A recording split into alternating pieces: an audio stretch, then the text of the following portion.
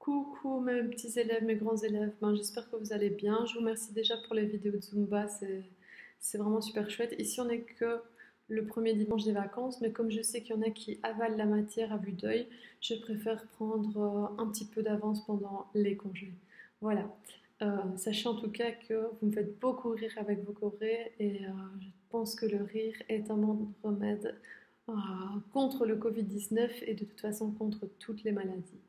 Voilà, je vous remercie vraiment beaucoup et j'espère pouvoir faire une chouette vidéo, un chouette mix de vous. Alors ici, je vais commencer le troisième chapitre, donc qui s'intitule Les théories de l'évolution, puisqu'il y en a eu plusieurs qui sont succédés. Alors toutes les théories ne sont pas évolutionnistes. On va commencer par celle de Carl von Linné, qui est celui qui a donné le nom aux espèces et qui a choisi une nomenclature binomiale, c'est-à-dire en deux noms. Par exemple, nous sommes des Homo sapiens, d'accord? Ou alors dans l'autre chapitre, on avait vu le chat domestique, Félix castris, quelque chose comme ça, enfin, voilà, ou le chat sauvage, etc., etc. Donc, à chaque fois, il y a le genre et puis l'espèce. Alors, malgré les talents de von Linné, eh bien, lui ne croyait pas du tout à l'évolution. Il pensait que toutes les espèces actuellement sur Terre étaient issues d'un être suprême, autrement dit Dieu, quel qu'il soit, et qu'elles n'évoluaient pas dans le temps. Donc c'était ce qu'on appelle un créationniste. Ça va? C'est ce qu'on appelle le créationnisme, quand on pense que toutes les espèces sont fixes et qu'elles n'évoluent pas. Donc malheureusement, il s'est trompé puisque toutes les preuves scientifiques vont dans le sens du contraire. Ça va? Dans le sens contraire plutôt. Alors, bien ensuite, Georges Cuvier, et lui, sa théorie, c'est le catastrophisme. Donc il s'est intéressé à la paléontologie et il a remarqué qu'à un certain moment, eh bien, certaines espèces s'arrêtaient complètement, que beaucoup d'espèces disparaissaient complètement. Et donc il se dit, il y a peut-être des éboulements de terrain, il y a peut-être eu un refroidissement, un réchauffement climatique qui a fait en sorte que beaucoup d'espèces ont été touchées et ont disparu. Et ont survécu d'autres espèces qui se sont adaptées à leur environnement et qui ont peuplé la Terre. Ça va? Donc voilà son idée. Ce n'est pas tout à fait faux, mais il reste créationniste malgré tout, en se disant que les premières espèces ont été toutes créées par Dieu. En revanche, la première théorie évolutionniste, c'est-à-dire une théorie évolutionniste, ça veut dire que les espèces ne sont pas apparues en même temps, qu'elles ont évolué au cours du temps, et je vous dis, ça, tous les scientifiques s'accordent pour dire que c'est vrai. Donc il n'y a pas un papier scientifique qui dit le contraire. Donc une théorie évolutionniste dit que les espèces sont apparues petit à petit suite à des mutations, etc. et se sont adaptées ou pas à leur milieu. D'accord? Alors le premier à établir une théorie, je ne sais pas si vous vous souvenez de vos cours de cinquième, c'est Lamarck. Lamarck, c'est un Français qui a dit que plus on utilise un organe, je dis toujours les garçons le retiennent, plus on utilise un organe et plus il se développe. D'accord? Et nous passons cette modification à la génération suivante. Donc par exemple, eh bien, il a pris l'exemple des girafes. Eh bien, les girafes, imaginons, voilà, qui devaient prendre des feuilles sur les arbres. Eh bien, les petites girafes qui devaient prendre des feuilles sur les arbres devaient forcément allonger leur cou. Et donc, comme elles ont utilisé beaucoup leur cou, eh bien, leur cou s'est développé.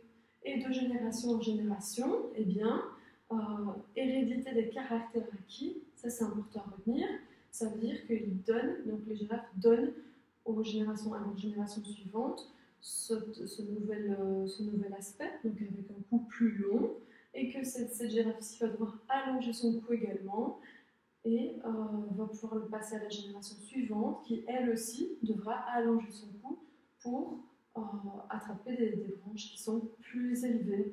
D'accord? Alors cette théorie, elle est chouette, elle est sympa, etc., etc. Mais on sait aujourd'hui qu'elle n'est pas possible. Alors elle n'est pas possible pour plusieurs raisons. imaginez que j'aille faire du solarium. Eh bien, je serais super bronzée. Alors, que j'aille me couper les cheveux super bien, mais pour le moment, c'est pas tout à fait possible. Le solarium non plus. Mais bon, imaginons que nous ne sommes pas en confinement. Eh bien, si je veux me faire bronzer au solarium et que je veux faire de la muscu, bah, je bronze, ma peau prend beaucoup plus de soleil, va être beaucoup plus tannée.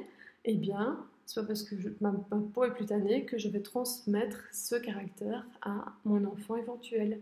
Si je vais à la muscu de la même façon, eh bien, je vais attraper des gros biceps. Là, c'est le maximum. Ouais, il est temps que je fasse du sport, je sais. Donc, je vais attraper des gros biceps. Eh bien, je ne vais pas passer ce caractère à mes enfants. Donc là, il s'est un petit peu trompé, la marque, mais au moins, il est le premier à avoir émis une hypothèse évolutionniste. Donc, sur le fait que les espèces évoluent et ne sont pas figées dans le temps. Donc, les trois idées de sa théorie, donc c'est ce qu'on appelle la théorie du transformisme.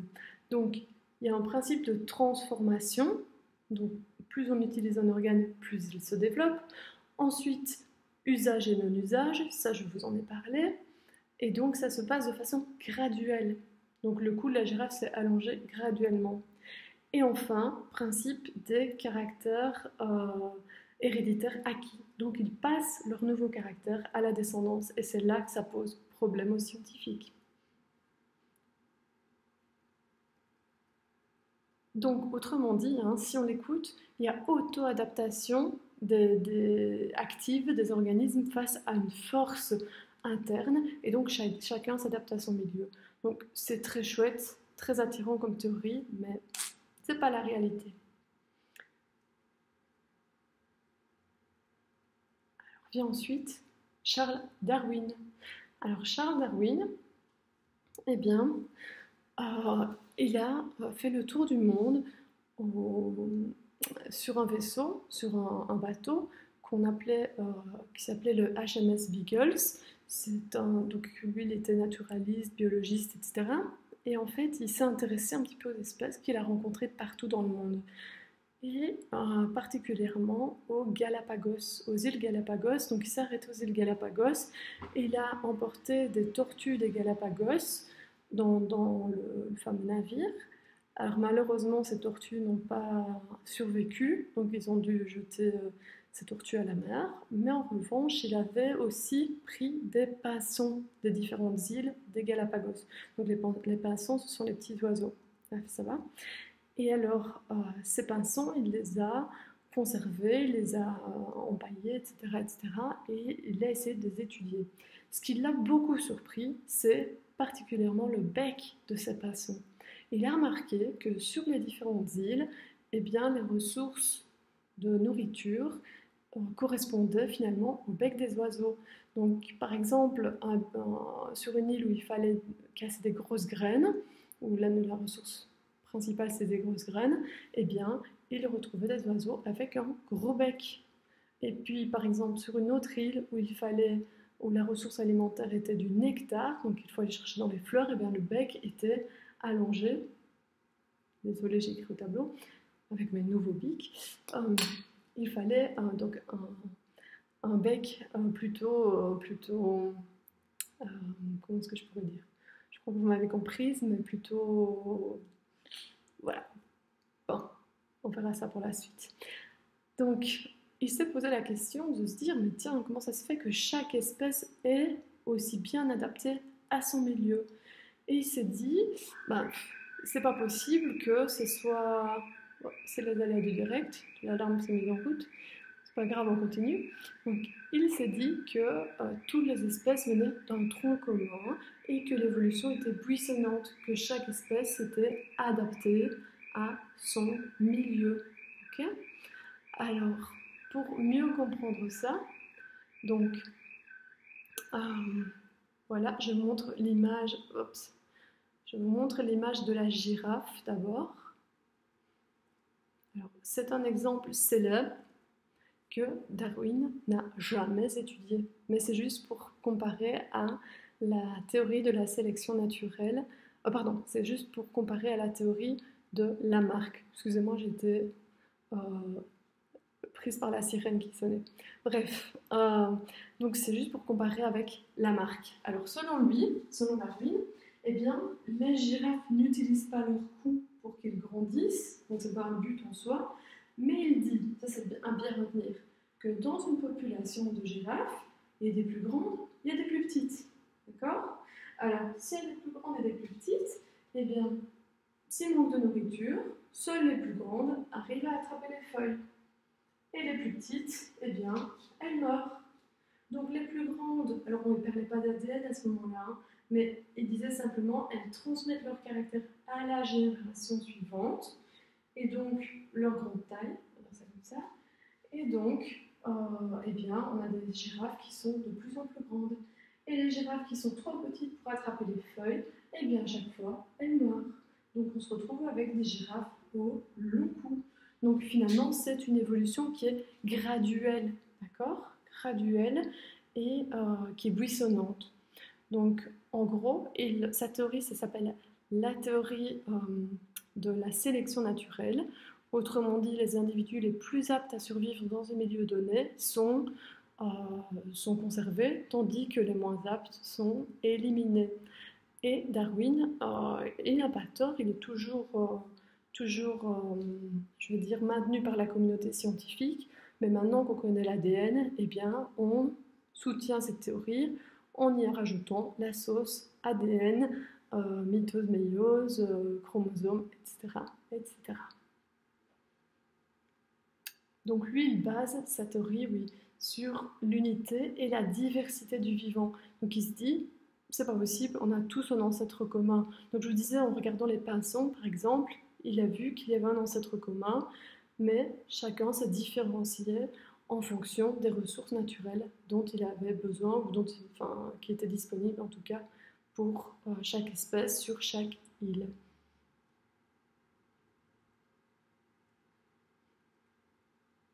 Donc je vous disais, cela implique la sélection des individus les mieux adaptés pour survivre. Alors voilà, l'explication des îles Galapagos, hein, vous voyez, avec les différents becs. Donc voilà, il y a des grosses graines, des petites graines, etc. Et je pense qu'on voit encore mieux, voilà, après, cette image-là, voilà, avec vraiment des gros becs où il y a des grosses graines. Donc si vous déplacez cet oiseau-là dans une autre île où il y a par exemple, où on doit manger des insectes, cette espèce sera défavorisée. Et inversement, si vous prenez une espèce de poisson qui doit manger des insectes et qui se retrouve à manger des graines, il sera aussi défavorisé par rapport à son milieu. Ça va? Donc pour résumer la sélection naturelle, eh bien, il y a compétition pour les ressources limitées de l'environnement.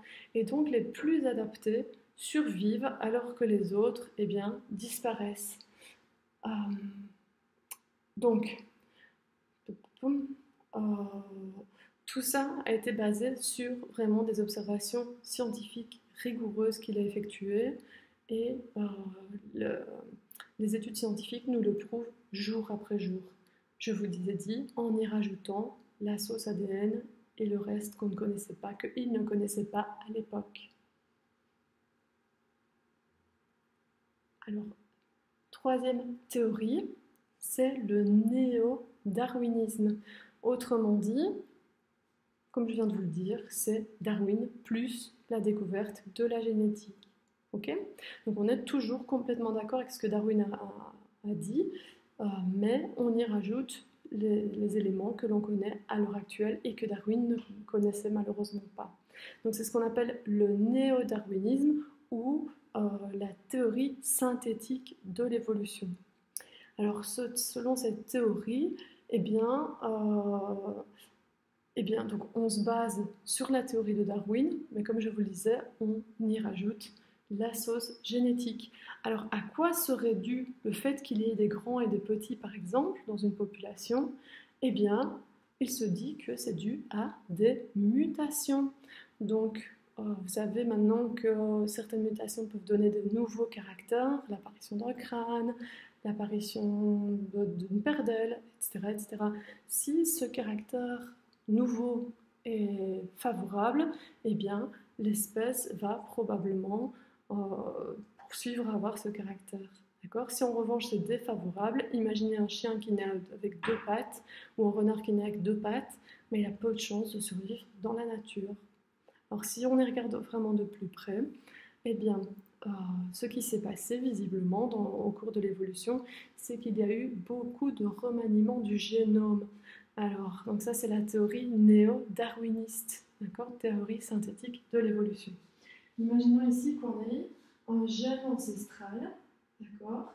Eh bien, vous voyez qu'il subit de nombreuses transpositions et de nombreuses duplications.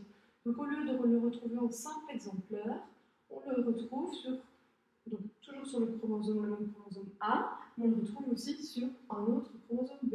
Donc, duplication et transposition ici. Et puis, vous voyez M, ça veut dire qu'il y a une mutation. On n'a plus le chromosome rouge, il devient vert. Ça veut dire qu'il a subi un changement de mutation.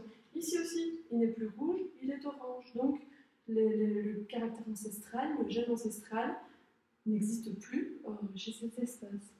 Ici, de nouveau, duplication-transposition, on se retrouve avec 2 allèles verts. Ici, duplication-transposition, on se retrouve avec 2 allèles orange. Et puis ici, il y en a un des deux qui mute, l'autre aussi, donc un mauve et un rouge, donc ça n'a plus grand chose à voir avec ce qu'on avait au départ. Et ici, par contre, il y en a un qui ne mute pas et l'autre qui mute. Donc, finalement, eh bien, on se retrouve avec des gènes qui se ressemblent très fort, qui ont beaucoup de points communs au niveau de l'ADN et de la séquence d'ADN, mais en revanche, ils n'ont plus toujours la même fonction. C'est le cas par exemple des globines. On a plusieurs globines. Au départ, il n'y en avait qu'une. Et elles se sont dupliquées, transposées et mutées. Donc duplication, transposition, mutation. Et on se retrouve finalement avec une famille de globines. Certaines ne servent à rien, certaines servent à quelque chose. Peu importe. Mais voilà pourquoi on a autant de gènes. C'est dû à ce phénomène-là. Alors tous ces gènes, on dit qu'ils font partie de la même famille multigénique. À retenir, famille multigénique, d'accord ?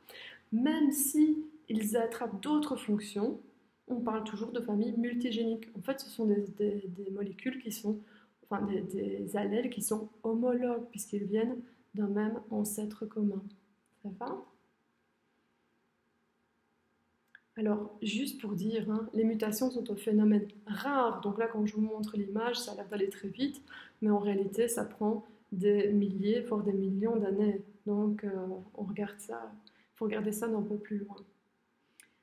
Alors, le plus souvent, c'est pour l'individu, donc pour soi-même. Alors là, ça n'a pas de conséquences pour la population. En revanche, si c'est transmis à la population, eh bien, tous les descendants vont avoir cette fameuse mutation. Alors parfois, les mutations sont nulles. Pourquoi ? Parce que vous savez que l'ADN est redondant, et donc certaines mutations sont silencieuses. Et donc là, ça n'a aucun effet sur le phénotype de l'individu. Alors très rarement, elles peuvent être majeures. Majeures, ça veut dire qu'il y a un gros changement physique, phénotypique chez l'individu. Alors c'est le cas par exemple des gènes architectes ou des gènes homéotiques. Si on touche aux gènes architectes ou aux gènes homéotiques, là il y a vraiment l'apparition de nouveaux caractères qui sont très importants. Et voilà, à titre d'exemple, vraiment à titre d'exemple, hein, je vous montre une petite curiosité de la nature. C'est chez la drosophile. La drosophile, vous connaissez, c'est la mouche du vinaigre. Et bien, si on regarde la drosophile et si on regarde la larve de drosophile, donc l'espèce d'asticot, eh bien, on remarque quelque chose de particulier. Vous voyez ici en couleur, vous avez donc le vert ici, le vert là, le blanc ici, le BX, le brun, etc. Alors, c'est très étonnant. C'est que sur le chromosome 3, eh bien, on retrouve dans l'ordre d'expression de ces gènes, eh bien, donc je vais vous prendre ma réponse, on retrouve que ces gènes sur le chromosome 3 s'expriment dans le même sens que sur le corps de la mouche et sur le corps de sa larve, d'accord? De son asticot, si vous voulez. Donc c'est assez étonnant. Donc c'est ce qui détermine vraiment où il y aura la tête, où il y aura une paire d'ailes, où il y aura une deuxième paire de pattes, une première paire de pattes, où il y aura la queue, etc. etc. Et tout se trouve dans l'ordre, dans le même ordre, sur le chromosome 3. Donc là, les scientifiques ont vraiment été étonnés. Si on touche à ces gènes, eh bien, c'est la cata, je veux dire, on obtient vraiment de grosses mutations qui peuvent être gravissimes pour l'individu.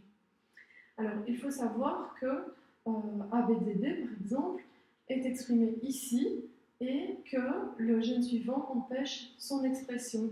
Donc, le gène suivant, c'est ABDA. Ultravithorax, donc UBDB, eh bien, empêche l'expression du gène suivant, etc., etc. Alors, si on mute un de ces gènes, parce que les scientifiques se sont amusés, bien entendu, à muter ce genre de gènes, eh bien, soit en leur faisant perdre leur fonction, donc en les cassant, soit en leur faisant augmenter leur fonction, eh bien, on peut se retrouver avec des bizarreries, par exemple, des mouches qui, au lieu d'avoir une paire d'ailes, ont deux paires d'ailes. Je vous dis, les conséquences sont vraiment majeures. Ici aussi, vous voyez des antennes, et à la place des antennes, on se retrouve avec une patte à la place des antennes. Donc ça, c'est ce qu'on appelle les gènes architectes ou homéotiques. Donc là, les mutations dans les gènes architectes ou homéotiques sont extrêmement graves, ou en tout cas, pour le phénotype, elles sont vraiment importantes. Voilà, alors je vais en terminer avec ça. Je vous rappelle une chose, c'est que nous sommes tous différents. Pour quelle raison? Parce qu'il y a un brassage génétique. Ce brassage, il se fait de trois façons. Le brassage intrachromosomique, ça veut dire que pendant la méiose, il peut y avoir, à la méiose 1, des crossing over. Donc ça nous rend tous différents les uns des autres, puisque ça fait de nouvelles combinaisons d'allèles. Ensuite, il y a le brassage interchromosomique.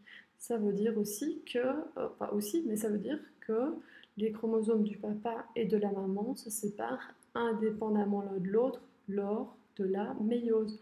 Donc on ne sait pas quel chromosome va aller dans quelle cellule fille. Okay? Donc ça donne des gamètes qui sont uniques. Ensuite, ces gamètes uniques vont se féconder de façon hasardeuse. Je vais dire ça comme ça. Donc ça, c'est la fécondation aléatoire.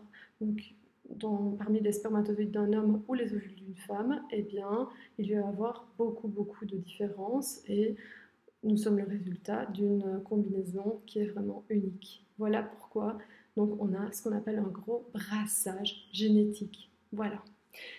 Je crois que je vais m'arrêter là parce que ça commence à faire long pour vous. Pour moi aussi, mais voilà. Je vous souhaite vraiment d'avoir passé de bonnes vacances et prenez soin de vous, prenez soin des vôtres. Voilà, vous manquez beaucoup parce que ces cours seuls, c'est à pleurer. Bisous, prenez soin de vous, ciao.